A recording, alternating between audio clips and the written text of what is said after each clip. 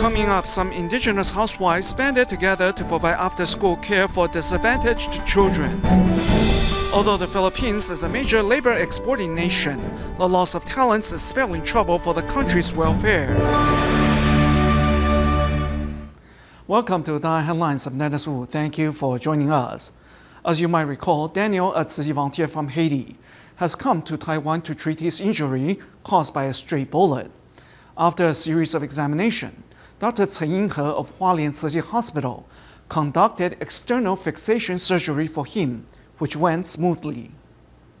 A Tzu volunteer from Haiti, Daniel, suffered from fracture of his left upper arm and damage of his nerve tissues after being injured by a stray bullet. He has come to Hualien Tzu Hospital to seek medical treatment. The injury damaged his bone, vessels, as well as nerve tissues, and also led to blockage in his vessels. Therefore, his blood circulation has been affected severely. Okay.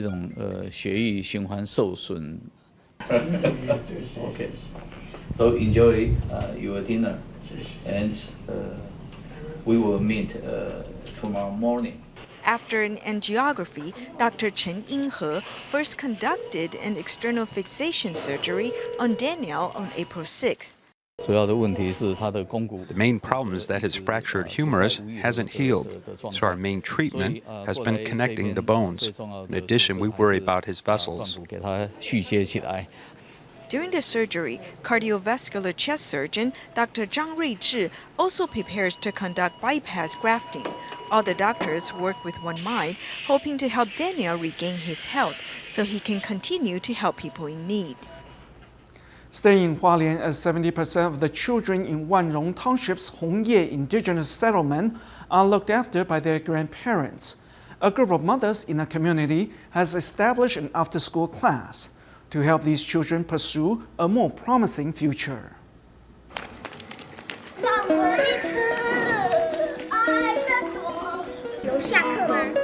Indigenous children gradually arrive at the Hongye Community Activity Center in Hualien's Wanrong Township. They have come to attend the Shuan Chao Yuan after-school class, established by 6 mothers in 2007. The teenagers in the community drink or get into fights after school. Seeing this, we eventually work to gather the children here. 书包呢？你们没有带书包来做什么？好。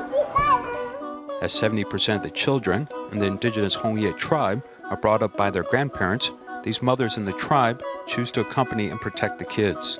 11减8是多少？8。11减8怎么会是8呢？我要弄算的。好，也可以。 In the past 20 to 30 years, there has been a pulling force in the cities and a pushing force in the tribes. Therefore, all the young people are rushing to the city. The younger generations who cannot follow their parents are left behind in the tribes, living with their grandparents. This 9th grader Wang Jiawen has been staying with her grandparents since her birth. I am raised by my grandparents, whom I have been staying with. My grandmother told me I'm their daughter. I have been calling them dad and mom, and I'm used to it.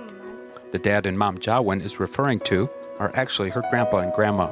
爸爸去工作的时候，就只剩我跟他。 Jiawen's grandfather can only return home on holidays due to work, while her grandmother has passed away due to illness. Therefore, she usually takes care of herself.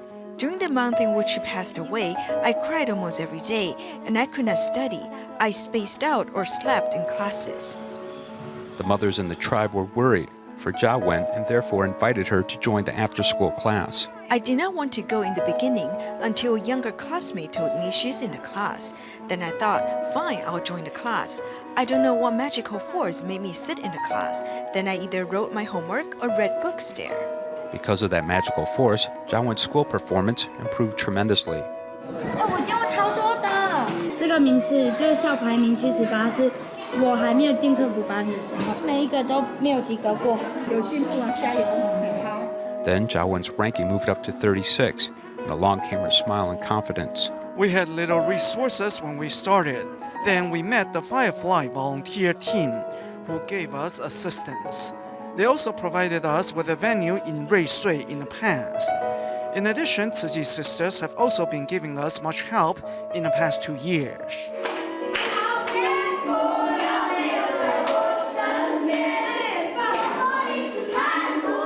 For 9 years, Xuan Chaoyuan after-school class has incorporated the strength of the tribe and love of society at large to safeguard the children of the tribe. 你喜欢来这边上课吗？喜欢，因为可以来这里学功课，可以交到很多好朋友，也可以把爱传出去。Working mindfully, the after-school class volunteers are making a difference in these children's lives so they can pursue a brighter future. In today's Tzu Ji 50th anniversary series, we learned that a bookshop isn't just about selling books. In fact, nowadays, bookshops also help promote cultural and creativity development, as proven by independent bookstores and Tzu Ji's Jinsi books and cafes. The smell of books is evident in this bookstore, where authors can interact closely with readers, and book lovers can reestablish their relationships with books and people. Every independent bookstore or used bookstore will feature the distinct character of its owner. Whether mainstream society can tolerate and accept the existence of such a different group, I believe it is the purpose of these shops' existence. On one stand, the free poetry bookmarks are inspirational to college students that visit. At another corner are handmade cards by aspiring local artists. Emphasizing on promoting local culture and creativity, the shop establishes its uniqueness as an independent bookstore by featuring both new and used books and holding regular author talks. I actually had the whole thing worked out and thought I'd be very successful. Who knew it would be that difficult? But I have learned to take it easier now, as I have really learned a lot here. Also, I'm beginning to realize my dreams. Si's bookshop dream was from the environment she grew up in, and her memory of the notable bookshops is shared by many generations. 我小时候，我们生活在台北，一条就是重庆南路。 I grew up in Taipei. If you were to buy books, you'd hit the shops on Chongqing South Road. In the past, other bookstores were concentrated around there. Then there were the smaller stationery supply and school textbook shops in communities. Both types of shops existed back then. In the old days, when reading materials were scarce, used bookshops were where knowledge seekers converged. Take the Guanghua Market, for example. Founded in 1960s, it soon replaced Kulin Street as the used book center of Taipei. However, with the demolition of the Guanghua Bridge in 2006, consumer electronic shops invaded the new market, driving the used bookshops to the NTU shopping district. Since then, consumers can buy their books in chain stores, high-end shops, independent shops, or even online. 那个文化的概念还是跟地方有关。 I think culture is really location-oriented, which is why I believe independent bookstores, when choosing between globalization and localization business strategy, will go better with localization. The new bookshops aim to offer personal human interaction from the old days, and to create a spiritual sanctuary in a modern metropolis. The first Jinsi Books and Cafe in Taiwan was born in 2001. I think when people sit down inside a Jinsi cafe, they'll be surprised by how quickly their mind can settle. This is my favorite seat, as I can see Be Mindful written by Master Zheng Yan. Seeing the words really helps me calm down. At the time when deciding on the motif of the bookstore, and I will always remember this, Master Zheng Yan said, simple, oriental, and creative. Following the master's guideline, the former CEO of DaAi TV, Eric Yao, who is also an architect, personally worked on the design. In 2000, the first of Tzu Ji's bookstores opened in Penang, Malaysia. To date, 110 shops have opened across 9 countries. This is really like a miniature library. I often come here to read. When I get tired, I walk up to a book rack and just flip through several books, which always yield new inspirations. The goal is really not about running a bookstore. It is about passing on positive information and Dharma to more people. I think that is the true meaning of this bookstore. Besides selling handicrafts made by Jinsi Abode's Dharma masters, young volunteers also began serving across the bookstores in 2005, which really set the shop apart. 你好，请蔡句近似于祝福你扬州施工上人的好话。是喝牛蒡茶。ありがとう。日本人。你好，请蔡句近似于祝福你哦。ありがとう，谢谢。他们来这里其实就是一个陪 Here 伴。 they're looked after. At the same time, we're helping to cultivate future bodhisattvas. This is definitely a unique signature of Jinsi Books and Cafe. Contributing to the propagation of culture and creative development is but a part of a bookstore's many functions. While many businesses in Taiwan focus on globalization, the country's bookstores work to preserve its rich culture, making them invaluable.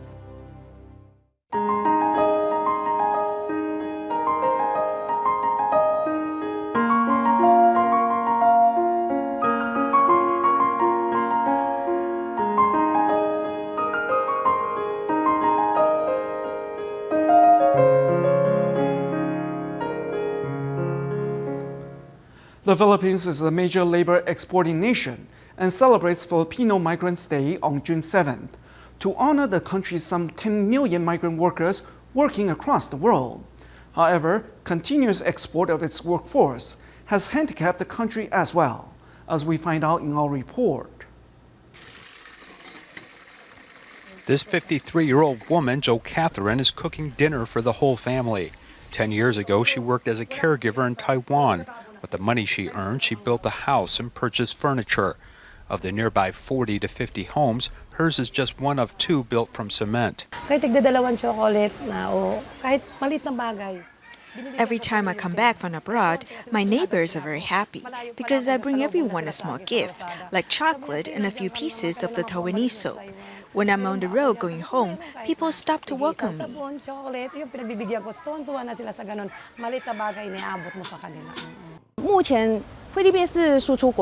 The Philippines is a labor exporting country. Of all the countries where workers are sent, Taiwan offers the highest salary, as caregivers receive a base pay of about $600 without overtime pay.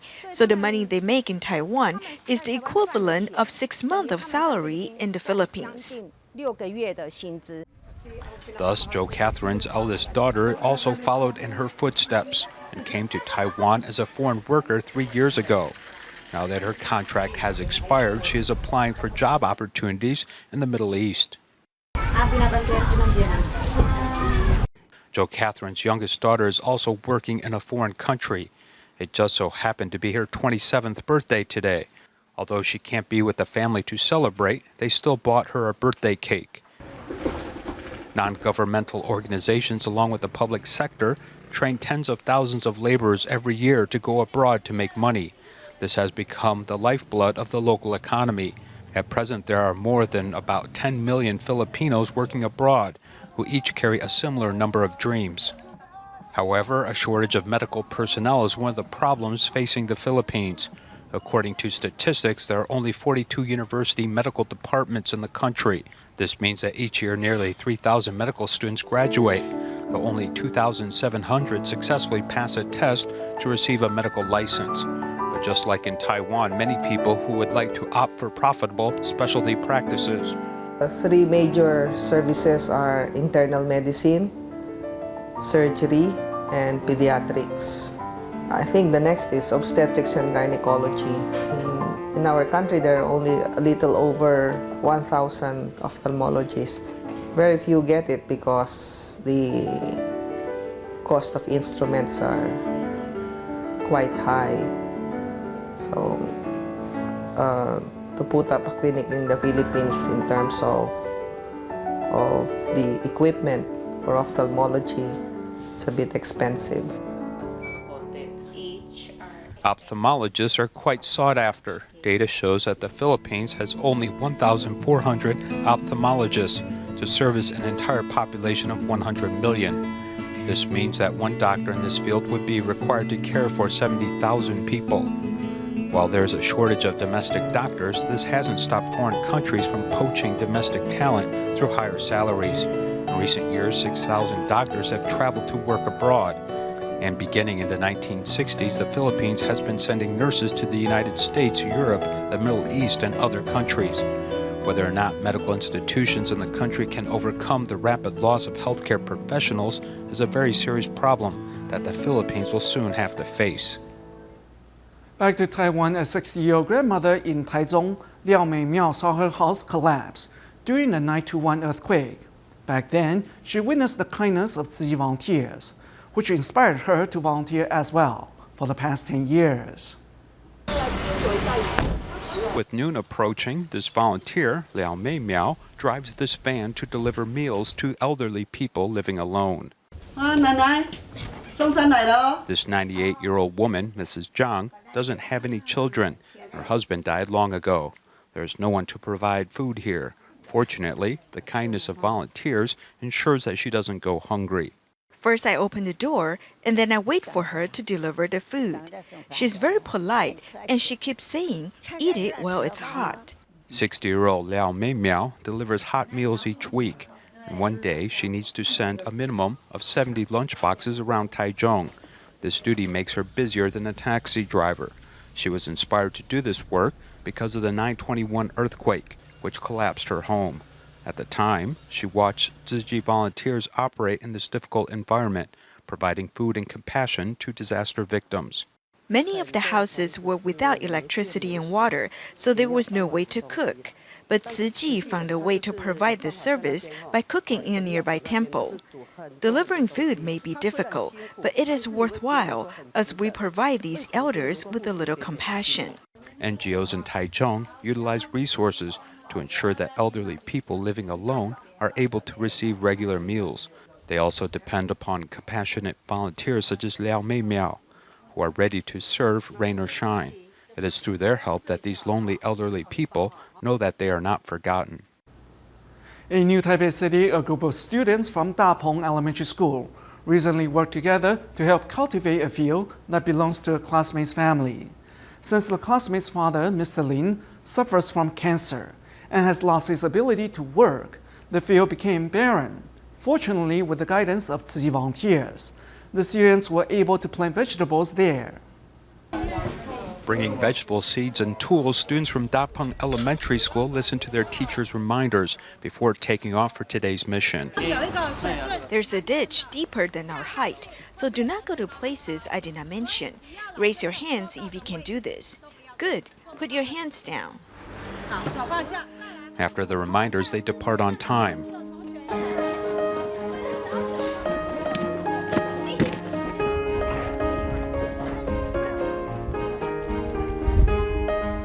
Their destination is the field belonging to one classmate's family.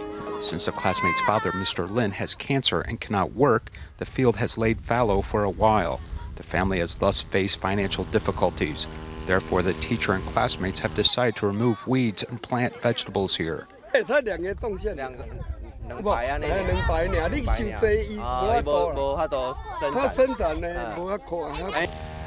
the field, there are some experienced volunteers waiting for them. Since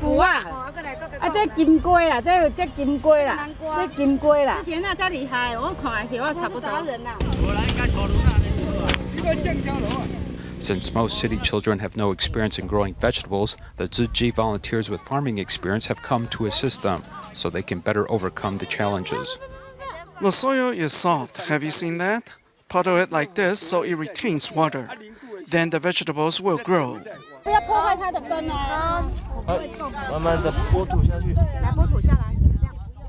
Mrs. Lin is very touched seeing their efforts. I'm grateful to the teacher and volunteers for helping with weeding and planting gourds and loofah. I hope the gourds will grow up soon so everyone can take one. In educating the children, I think it is important to teach them ways to solve problems and help others. I hope my students can also learn from the process of helping people.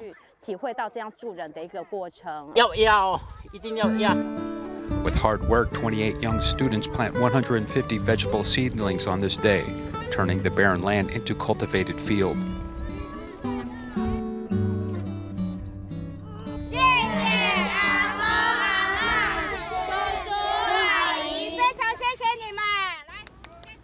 In Yingge's Zhonghu Borough, the local borough head has been helping educate local residents about conservation and recycling for nearly 13 years.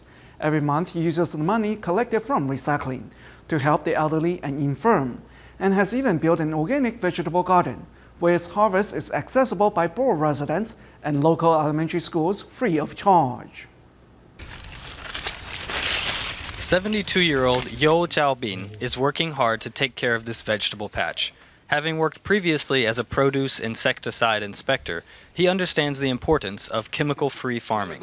The organic vegetables harvested here are free to local residents and local elementary schools. There are several patches here that are completely without pesticides. Those vegetables are for the kids and students from different areas, so they can try produce grown without chemicals. This 3,000 square meter plot has several kinds of different vegetables. By consuming what they grow, this community is raising awareness about safe and healthy eating habits. The second and fourth Saturday of every month, we do recycling, always outdoors. Then we use that money to take care of single-parent families, or those suffering in the community. Helping others really fills me with a good feeling. Mr. Yo is committed to caring for those in need, caring for the environment, as well as encouraging his neighbors to live and eat healthy. To have such a remarkable borough head is truly a blessing for this community. Lastly, we go to Beijing, China, where Tzu Chi volunteers visited a nursing home in Sunyi District to cheer up its residents, and also the Tsinghua University to check on an octogenarian professor and his wife. Arriving at Tsinghua University, one of the top academic programs in China, Tzu Chi volunteers visit this octogenarian professor and his wife. This couple live in an apartment on the 17th floor, and their love and compassion is clearly evident to these Tzu Chi volunteers. 我总觉得我们反正是能帮助别人吧，也是一种愉快。对。 Tzu Chi volunteers present receipts for the charitable donations made by this couple. Here on the table are filled with coin banks as they have saved up. This Tzu Chi volunteer, Zhang Huangwen, has found a new calling in his life through charitable works, finding the courage to continue doing good works, especially for the elderly. Both are just over 80 and continue to have good interaction with each other, so they are in good spirits. But if no one goes to visit them, they can also feel quite lonely.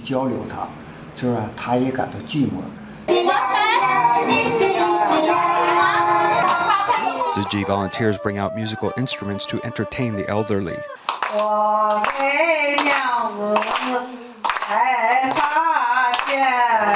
Ms. Hua vigorously sings the song, and Tzu Chi volunteers join in. We feel that we can start by caring for elderly people every day. If I have the time, I'll come over and do this.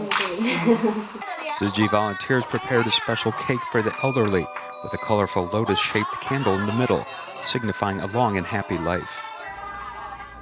Tzu Chi has long lent his assistance to Yaran Tamil Primary School in Kuantan, Pahang of Malaysia. Now that its principal is retiring at the end of this month, he has invited Pahang's Tzu Chi volunteers to attend his farewell ceremony. We join the event at the end of today's program. Thank you for watching. Goodbye.